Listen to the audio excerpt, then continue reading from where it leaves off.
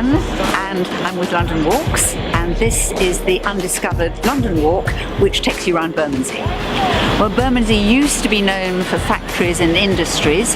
Now it's known for being an extremely desirable place to live if you can afford it. So it's a great time to see this walk because there are reminders of its past, but also interesting things that are happening right now. And part of the walk goes along the river. You get fantastic views, and it's a part of the river that not many people walk along.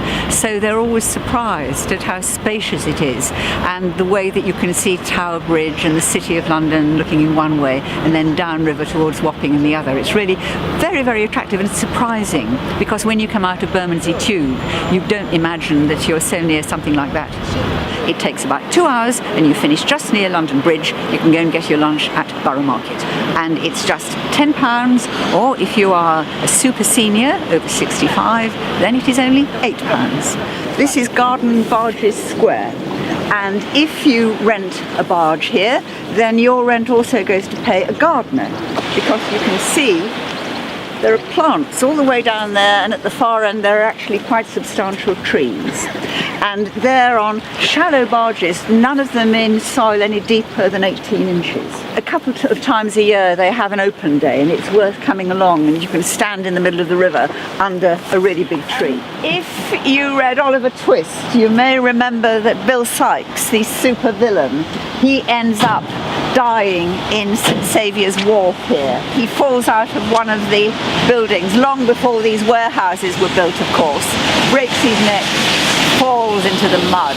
My favourite Bermondsey food-connected business was Mr Donkin, who in 1812 was the first person in the world to start manufacturing tin cans for preserving food. But it was another 46 years before anybody invented the can opener. I've done almost every walk, so I look for the special ones, but this one was on my list for a long time. I love the history of the city, and every walk gives me something, and the guides are excellent, you know, especially if they're good storytellers, and it's quite unique. I do walks everywhere I go. London Walks is special. They're fabulous. They just show you areas of London that you've never been to before.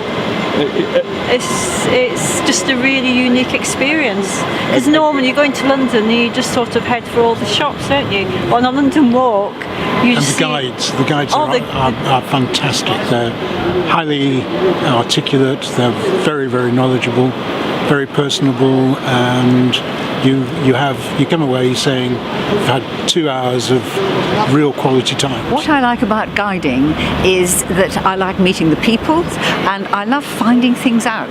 You know, you never come to the end of finding things out. There's always some new delicious little tidbit that you've discovered that you want to tell other people about.